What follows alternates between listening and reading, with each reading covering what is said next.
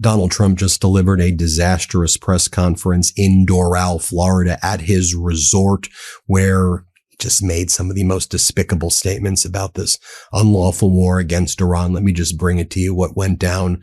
Donald Trump said this may be an excursion against Iran. That's what he refers to it as, but it's not going to be done in a week, but it may be done soon, but we're not sure when. Here, play this clip. Yeah, please. Thank you, Mr. President. On Iran, you called it an excursion. You said it would be over soon. Are you thinking this week it will be over? No, Are you talking but soon. about days? I think soon. Okay, and with respect Very to soon. Look, everything they have is gone, including their leadership.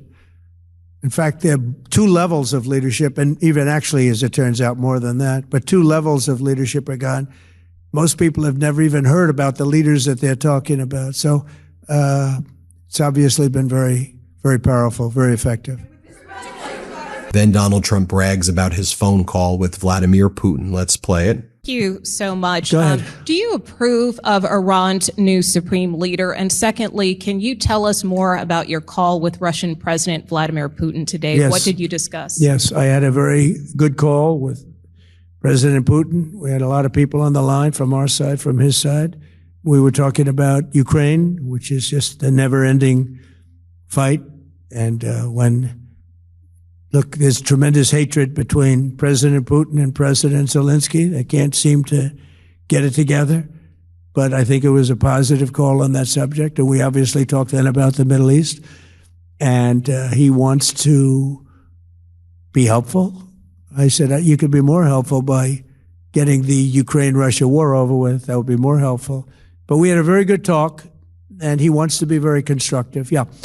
Then Donald Trump says that the Iranian people are menacing, and that's probably why he's not going to help the people, because they're menacing people, he says. Let's play it. President, you promised the Iranian people you would help them, but it sounds like you're willing to end this fight after your military objectives have wrapped up. Isn't that a betrayal of the Will I people? help them? I'd like to, if they can behave, but they've been very menacing. You know, they're great people. They have an amazing population. It's amazing, smart, brilliant, energetic. They have a great, I'd love to help them, but they have to be in a system that allows them to be helped. And right now they're in a system that only allows failure. And I don't want that. And I want a system that's not going to be attacking us. We want a system that can lead to many years of peace. And if we can't have that, we might as well get it over with right now. Yeah, please. Before Donald Trump held that press conference, he said that no other president does the shit that I do. Well, no president has been as destructive as you. Here, play this clip. But, you know, they've said this about a lot of things. No other president could do some of this shit I'm doing. No other president. The things I'm doing, nobody else was going to do it. They say it all the time. Sir, could you do this? You're the only one can do it. But we got. Then Donald Trump lies and says that Iran used Tomahawk missiles on its own people. And he says there are a lot of countries that get generic Tomahawks. So it was likely that Iran used it against its own people. There's only a handful of nations that have Tomahawks, the closest of allies to the United States. Even if Iran had a Tomahawk, which it does not, it would need to have a device to launch it, which it does not. This was an American-made Tomahawk, but watch Donald Trump lie through his teeth. This is the Tomahawk that struck the elementary school. Play this clip. Yeah. Please, go ahead.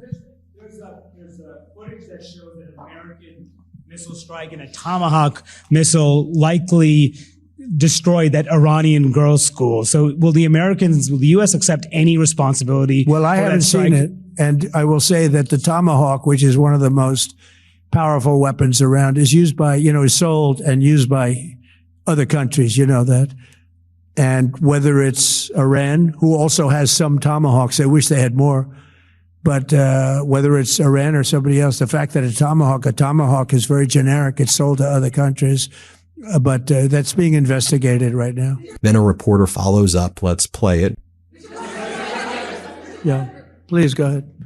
Mr. President, you just suggested that Iran somehow got its hands on a Tomahawk and bombed its own elementary school on the first day of the war. But you're the only person in your government saying this. Even your defense secretary wouldn't say that when he was asked, standing over your shoulder on your plane on Saturday. Why are you the only person saying this? Because I just don't know enough about it. I think it's something that I was told is under investigation, but tomahawks are used by others, as you know. Numerous other nations have tomahawks. They buy them from us. But I will certainly, whatever the report shows, I'm willing to live with that report. Yeah, please. Donald Trump is asked if he wants to take out the new supreme leader, the new Ayatollah Manjaba. Let's play it. Have to do.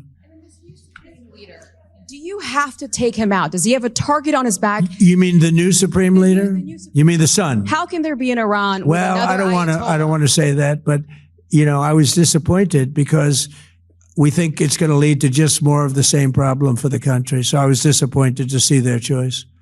Donald Trump then brags that we are ahead of schedule in the war against Iran. I'll show that to you. Very quickly. We're ahead of our initial timeline by a lot. I would say that we probably would not have thought after a month we'd be here. In addition to the fact that we've taken out the leadership twice and maybe 3 times. And Trump says what this is really all about, this war, is to help China. And we hope they're grateful because we are making China great right now, he says. Here, play this clip. About the Strait, you mean? Yeah, well, I want to keep it open. I want to keep it good. It doesn't pertain to us so much as it does to China. We're really helping China here and other countries because they get a lot of their energy from the Straits. But hey, look, we have a good relationship with China. It's my honor to do it. Yeah. Then Donald Trump comes up with this false scenario where he goes, if we didn't hit Iran first, they were going to nuke the Middle East. Let's play it. It's great countries that are allies. And they were staying out of it until they got hit. Someday they'll have to do a story. Why did he do that? Why did they do that? But they were going to hit them. If I didn't hit them first, they were going to hit our allies first. I believe, upon information and belief, but I believe that he was going to, they were going to take over the Middle East. They were looking to take over the Middle East. Now, then here's what Trump says on Iran's new leadership. Let's play it. I want that. So I would like to see people that are inside go. Now they talk about the son of the Shah. They talk about other people, but hasn't been there in many, many years. We have a formula that's been very good so far, and I think it'll continue to be good. The relationship is extraordinary with Venezuela, smart country.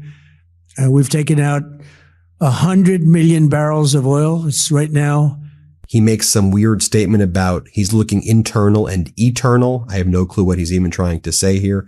You can watch for yourself. Let's play this clip. Thank you, sir. You've said you have someone in mind to be the new Iranian leadership, if not the Ayatollah's son.